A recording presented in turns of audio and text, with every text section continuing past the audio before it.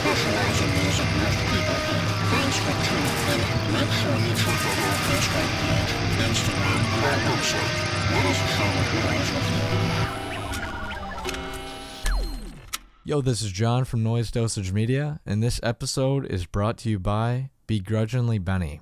Interested in putting something horrific and grotesque on your next piece of merch? Benny is tucked away in the fiery depths of COVID quarantine, blasting the filthiest of old school death metal and drawing hideous creatures that he is waiting for you to adopt. Go over to Instagram and follow at BegrudginglyBenny and contact him if you would like some really weird original art for your band or label.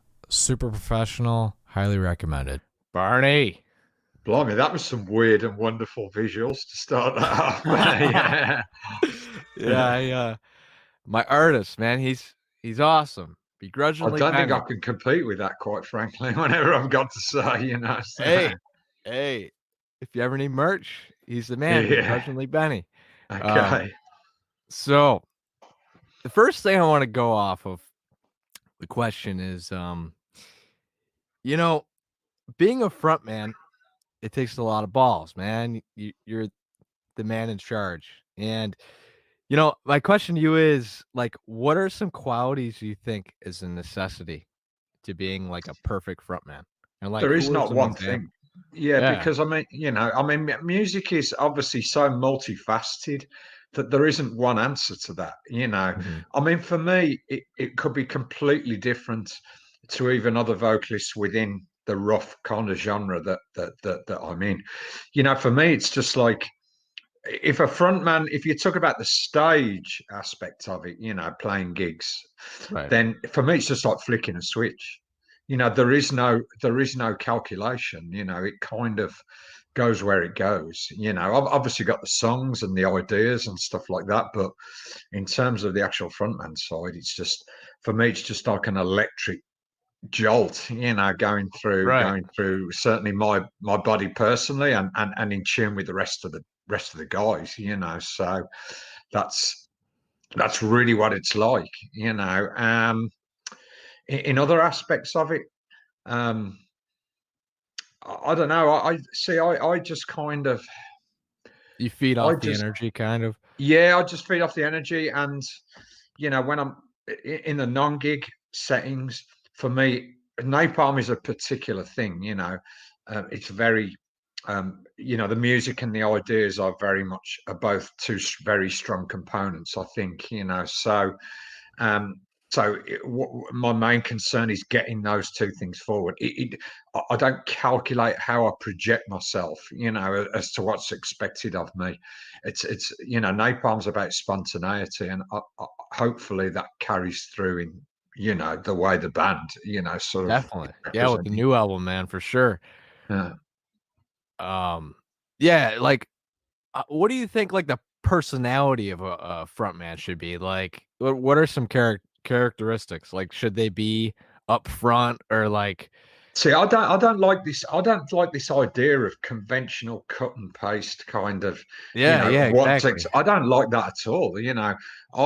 I think it can be whatever it wishes to be. In any particular band or whatever. I mean, there are some experimental bands, going back 20, 30 years, where the identity of the band members was completely unknown. And I know that's been done now. There are some, I suppose, black metal bands maybe, who like to use that, Right. But that makes sense. But I think it can be whatever it wants to be. You can have, I remember some noise bands from back in the day that weren't even, you couldn't even see them on stage. They were kind of sometimes behind screens, and I know, in terms of bigger bands, I know Tool were doing that for quite some time. Yeah, they would all stand behind a translucent backdrop or something like that, which in terms of art, I think is a great idea. So there is no one way of doing things. That's the beauty of music. It's in its diversity. It can be whatever it wants. You shouldn't just stick to age-old expectations, because then it just gets boring. Then, you know what I mean? So right, exactly, perfect answer. That is Dead on. So, a quote that I read here off of some article or forum, it said human beings just haven't learned what it actually means to be human beings. Mm. And so it's always been dark. Like, can you clarify on like what did you actually like really mean in the deep end of that? So Napalm Death is it gets called a political band, but really the recognition of humanity, and human rights, everything that comes with that, is the main the desired end result, Right. and Right. I think the world being as it is, as it always has been, let's be honest, it's nothing new that that it's such a Yep. shit show, Yep. means that some human beings will go to great lengths to not be human beings. They would quite clearly engage in things like mass murder to get themselves ahead. So Right. that was really my point. It's quite a wide ranging point, and obviously from my perspective and from the Napalm Death perspective, um, I want to live in a world where that's not the fucking case anymore. I know, dude, it's You know, insane. yeah, Like there was just a shooting like down the street from me. Like there was like a party going on and somebody just showed up and just started shooting people. It's like I don't know, like the saddest thing. Like yeah, people, I don't sure. know. But where it starts, though, is it starts in the big, what we've allowed as people to become big institutions. So I would use this one example. So when the state, as in a government, mechanism, can get away with like state-sponsored murder, i.e., killing people in military campaigns, Mhm. yet a single individual can go to prison for 30, 40 years for doing something which, yes, okay, in itself is not the thing to do, but it's weird how that we've allowed that kind of disparity, between things. There's no kind of recognition of one thing, but there's the ultimate recognition of another. Do you know what I Right. mean? And Right. and Right. I personally would like to see a world where militarism is completely a thing of the past. I think one of the things that contributes, I think weapons should be completely consigned to history, whether it's a handgun, anything that can harm another human being or other sentient beings should be completely consigned to the annals of history, because we just can't go on like this. Right. You always got to worry about guns. Like if, a shotgun. Like Sure. I just got my hunting license, so like you can get a shotgun anytime anywhere. I'm 21. So like Yeah, it's crazy. Like for sure. like you are allowed to get a gun almost before you can start drinking beer Sure. in this country. I mean, it's It's crazy. I mean, it's not just a critique of American law. It's the fact that people feel the need to take something into their lives that, with one swift action, can exterminate another human being. That's the crux right. of it. You know what I Right. mean? So, Yep. which is why I'm very anti-gun, very anti-weapons of any description. And I don't see the need. Haven't we learned from history? What this sort of stuff does. I think it's a sad reflection of human beings. Right. I think it is. Yeah. I I got to be haven't honest. I haven't really thought of it that way, but now that you Yeah, say like it does, make a big impact. Just the yeah. availability of having guns.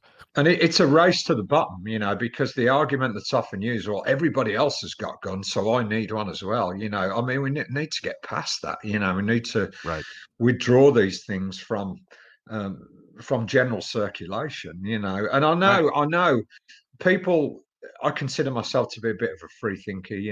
I know there's a lot of like free thinkers, stroke anarchists out there who feel exactly the opposite. They feel that guns should be a um, a thing. It shouldn't be taken away from people. But the problem is that it's a snowball effect. You get guns upon guns upon guns upon guns. And when the ability, human nature being as it is, you know yourself in the street. let's use the classic example. If someone could cut you up in a car, they could. I don't know if you use that expression in the States. Yep. If somebody, cuts you up, yeah. I mean, if you've got a gun in the car, how people get with that stuff. They get so Right. angry, You got a bad day at work, man. Yeah. And it's all over. Totally, man. And I think to have that split second situation there and have a gun involved, I just think it's bad news. Right. It's I mean, I can't remember the argument that was put forward exactly, but there was something about, it's the person that kills people, not the gun. Well, no, it's actually the gun, right. because if you've got a banana in your car as opposed to a gun and you get really angry and pull a banana out, you're not going to kill anybody with that banana unless you've been trained in, how to be homicidal with a banana. You know what I mean? So, right. Yeah, I feel like one of the biggest issues about that is just trying to get the guns back. You know what I mean? There are millions of guns in United States alone. Like that would but be. you got to start somewhere. You know what I mean? That's what right. I would say. I mean, we don't have. I mean, we're basing this now on modern law and societal setups. You know what I mean? Which I am very critical of in themselves. But we are where we are. With the systems that we've got, it ain't collapsing anytime soon for good or for bad. So we have to deal with it. And I just think it has to be dealt with. I personally, like anybody else, I'm a fairly peaceful person, but I have my moments as well. I would not like a gun. I consider myself a fairly balanced individual. I would not like to have a gun in my vicinity in any situation, because you just don't know. If you get so agitated, that you feel the need, then I dread to think, so. Right. Yeah. During this whole pandemic where I used to live, all of the gun stores were sold out. I don't know if that was because, like, I don't know, fear of what was going on in the world or what, but it was just I mean, crazy. it comes back to I think there's the central pillar of the new album actually is about fear of the other. Based upon perhaps more based upon sexual orientation or skin color and stuff like that, but it's a similar thing. Fear of the other. Well, I don't know this person, I'm me, but I don't know other people, of course, by default. So how do I know what they're going to do? So it's paranoia. That's what it is. It's mass paranoia.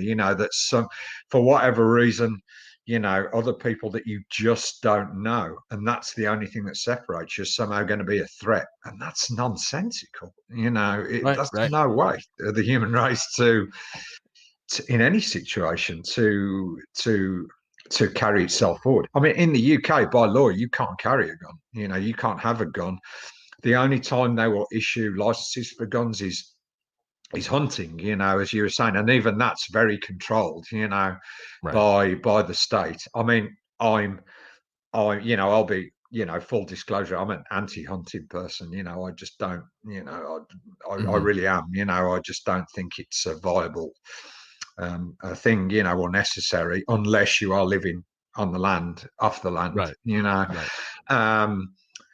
So I mean that's my thing, but we can't get guns over here. And yes, I feel like coming over to the United States, you feel like you're, jumping into a zoo. You know what I mean? I don't feel it actually. I'm not afraid when I go there. I perhaps only for the reason that there's been one or two situations down the years when somebody's pulled a gun out, but it has been more in suggested threat, not in direct threat, So luckily, I've not been in a situation where somebody's freaked out on me and pulled a gun out, and obviously fired it, But I have seen people pull guns out, and it was not fucking pleasant. You know what I mean?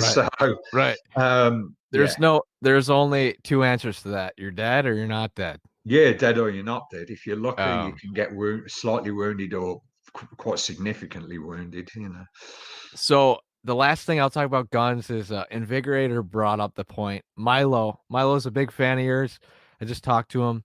They're a thrash band, and they asked, like, what about self-protection? So if somebody came into your house with, like, a knife or, like, a gun trying to rob you, what do you think would be the most viable thing to Well, grab? I think then, you obviously you're going to fight back, but it's like if that if that person's got a knife, if you're able to get to something, then maybe you could grab a knife. You know what I mean?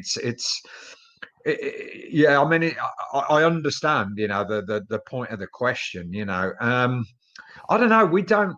We have burglaries, of course, in the UK, but we're not the.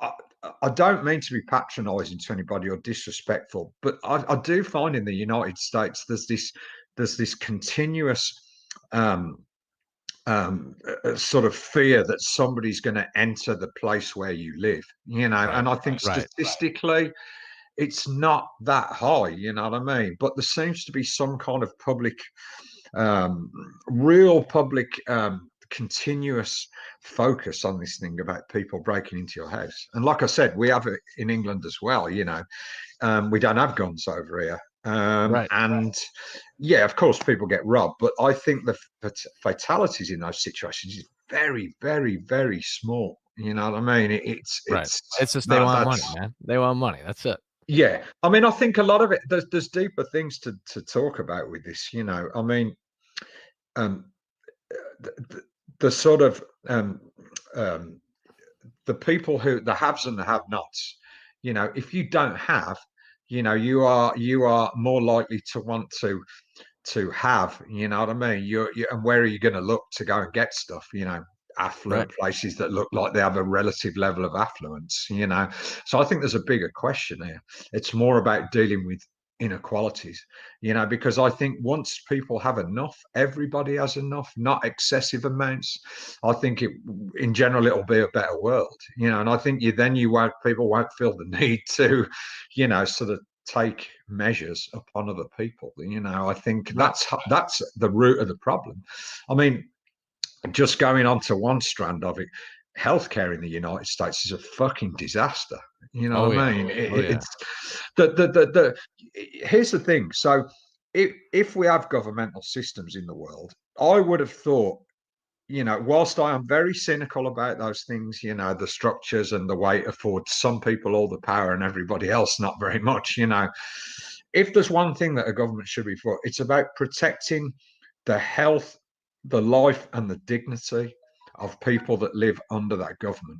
If you Yep. cannot afford to people levels of healthcare that would save their lives, that would keep them healthy, and not having to pay for it, money that they don't have, I think it's fucking insane. Do you know what I mean? Yeah, exactly. We have a national health service in the UK, which is often critiqued from the States. You see all the stereotypical images of people carrying public health care equals communism. I mean, it's so ridiculous, It's like Right, right. it's pure comedy, But yeah, we have an NHS over here, and whilst nothing's ever perfect, I'll tell you what, man. If it wasn't for the National Health Service, my dad wouldn't be alive right now. My uncle wouldn't have lived for as long as he did. His life would have been shortened. I come from a working class family, in Yep. themselves financially challenged at various times. If it wasn't for those mechanisms, we would not have. I would not have people around me, close around me. It's Yeah. it's it's it's that simple. Yeah. Um, Just like, I don't know, around here, like getting a simple surgery could cost, I don't know, like the amount of money that they just put into that, like surgeries or like cancer, like it's all right. I got phones going off. no, that's all right, man. I do apologise. Yeah, it always Um, happens in the middle of interviews. Yeah. yeah, so it's just the amount of like surgeries and all that. Like it's just nowadays it's so hard to even like do that and pay rent, you know. Well, exactly. I mean, frankly, don't you don't you find it fucking scandalous that private healthcare companies in the States or anywhere else in the world are turning over absolutely insane profits? You know what No, I mean? yeah, Whilst exactly.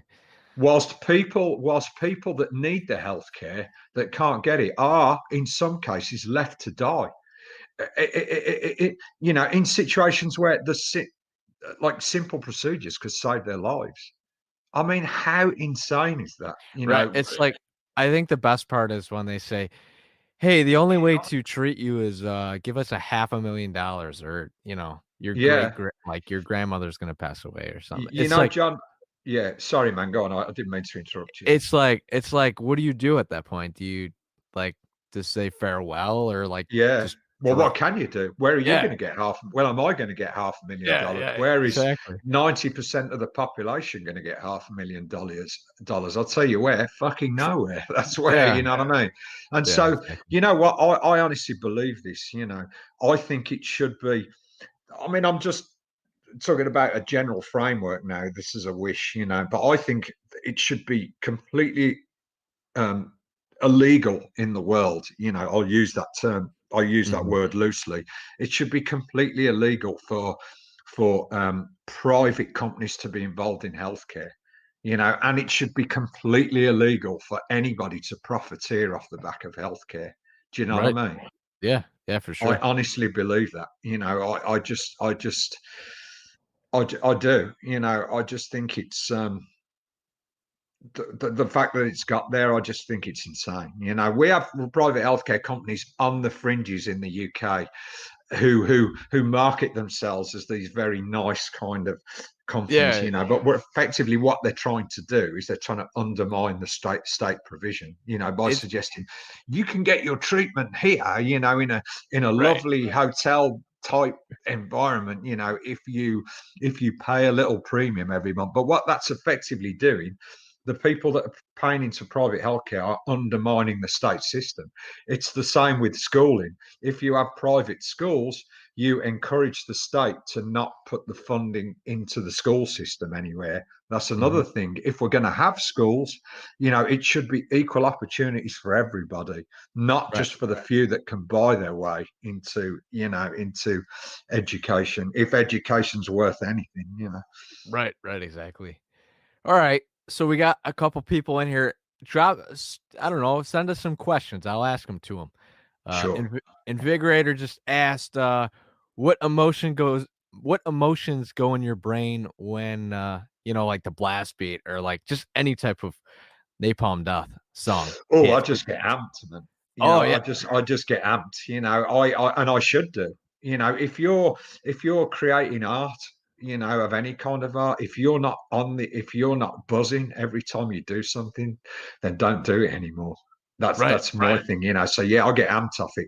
I was a person before I even contemplated joining a band. And Napalm Death, obviously. I was a person that was searching for the next unconventional, fast, noisy thing. So the yeah, fact yeah. that I'm in Napalm Death doing that exactly just is the thrill of a lifetime. You know what I mean? And Now it's now still, I have to ask, I haven't yeah. seen you guys live, but I've watched a lot of performances on the internet. Do you drink coffee or, like, Red Bull or anything before you hit the stage? I don't do anything, mate. I can't. I see. Here's the thing, and this is honest, John. I'm not lying, right? I'm a complete coffee nerd. I'm single origin guy all the way. I take my bean grinders with me everywhere. And a little kit on the road with me. But Yeah. I've got a 2 hour window with coffee. I can't do it Oh, 2 hours yeah, before I I'm go the on stage. same way. I'll tell you why, because my system just goes into overload, and I Yeah, just feel like my head's coming off. I mean, when you mix that with the adrenaline from playing a Napalm gig, obviously I can only speak for Napalm. It's right, it's it's almost too much if you mix right. that with caffeine. So I Yeah. don't do anything. I just flick the switch and go. Well, So you got 2 hours, I only got an hour, so yeah, that's my turnover. two So, hours is my thing. I drink black coffee. What about you? Yeah. No, I do a little bit of non-dairy milk. I will do black coffee. I do like short espresso shots, doubles or triples. But when I have a long coffee drink, which I do mainly at home, a little bit of unsweetened, like non-dairy milk, and it just takes the bitterness off it. Do you know what I mean? So, Right, and right, I like the bitterness actually, but for like the morning coffee or an afternoon coffee, I like a smoother drink. So right. Now, when you go on tour, to the United States, what do you usually eat? Like, how do you stay healthy? Yeah, I mean um I'm like really strict vegan, so I always stick to that. But the problem is, the US has such amazing like vegan like food spots now. I mean, incredible places. Right, right. Wasn't like that 15 years ago, let me tell you, but now it's amazing. The only trouble is, in the same way that America has quite a culture of very junky kind of regular places, the diners or restaurants, so that also has an equivalence in vegan food, So the problem is there's such great vegan soul food and junk food in the States. I Oh do yeah. find myself really tempted, but I like to do health veganism. So, I like to stick with the staples, beans, pulses, a little bit of protein, brown rice, all that stuff, and I enjoy that kind of diet. I like the quote unquote clean diet, I really love it, so I always try and stick to that, but it's hard, when you're in the States Yeah. and you go around the corner and there's an amazing like vegan soul food place, that, and you're just like, shit, I really want that country fried like vegan steak and mashed potatoes and collard greens and the cream gravy that goes on the top that And you like just a can't eat triple it. large drink. Yeah, exactly. But they So market it as like a small. That's yeah, how it sure. goes here. So I do struggle with that, but I'm pretty disciplined now. As the years have gone by, I've learned how to sort of kind of keep myself on a track. Um, so yeah, that's my thing really. I'm into health and stuff. I think that you need to like your maintenance on anything else. You need to maintain yourself. If you Especially want people from the United States with healthcare. to. Well, yeah, but I mean, yeah, exactly, yeah, yeah, touche. But so I do that. And it works pretty well. I'm early 50s now, but I feel great. I feel like mid 20s. So. That's awesome. So Anthony Harder said motivation slash inspiration for writing lyrics.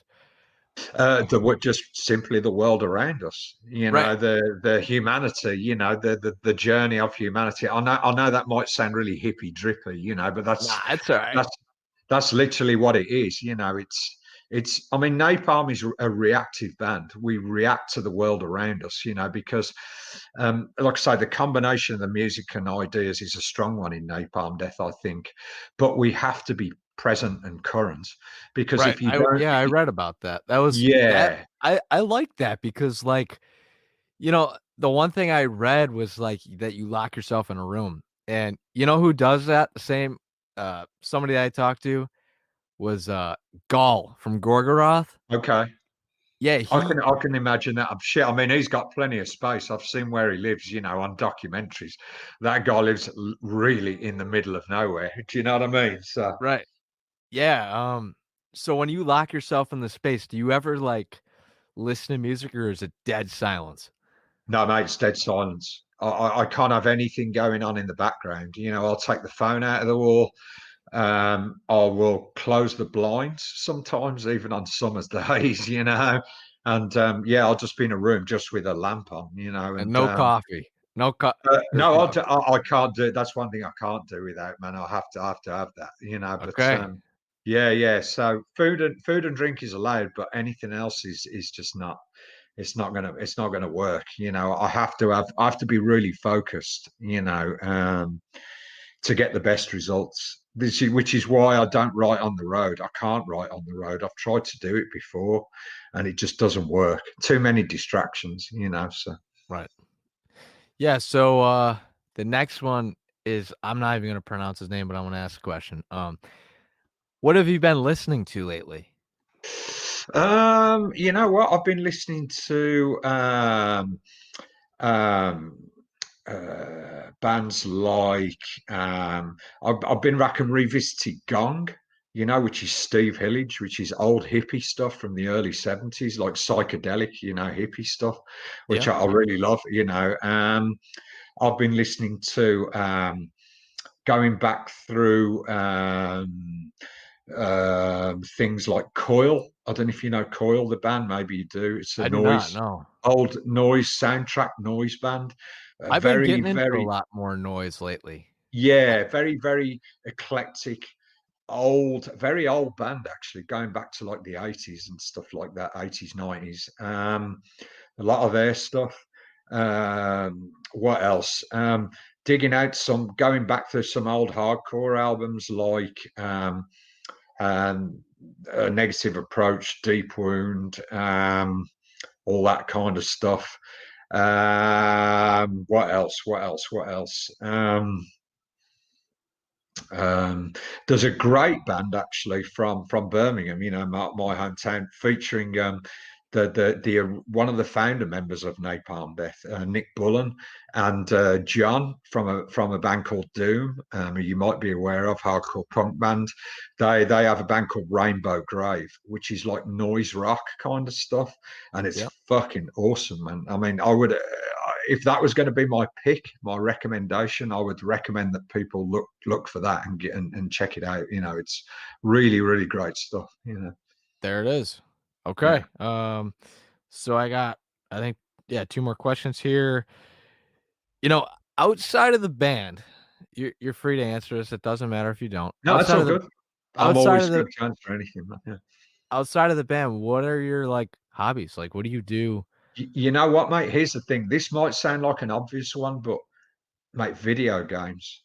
I've been Really? absolutely obsessed with them since I was a kid. My dad bought me my parents didn't have a lot of money, but the best thing they ever bought was the Intellivision, the Mattel console, which I got when I was about, I don't know, 7, 8, 9, 10 years old, something like that. It was like two phone cables, almost telephone looking cables, and the pads had like a plastic, um, like a sheet it was like a number pad, and you'd put a sheet over for the games, and you'd play like that, and it was really great. So ever since, man, I've been obsessed with video games. I don't have a lot of, sort of stuff hobbies in life where you need stuff to make it go. So, but that's one thing. I don't spend a ton of money on video games. I was lucky enough to actually work to write about them many years ago, and I got tons of like free stuff out of it. Like, so I was promo stuff, because I was Right. writing about this stuff. So I have more games than I could ever hope to complete. Yeah. So I play a lot of back catalogue old video games and stuff, and yeah, I love it. It's great. Aside from that, I mean, books. I'm a big. I'm big into, books, non-fiction mainly. Kind of historical, psychological, philosophical books. Even if I'm, you know, even if I don't agree with certain philosophies, I'm still intrigued by the whole nature of, Right. philosophy and stuff. What else? What else? What else? Cycling. I do like endurance cycling, like 5 days a week. Really love that. That's And cool. yeah, but very quite basic hobbies in some ways. But yeah, That's awesome.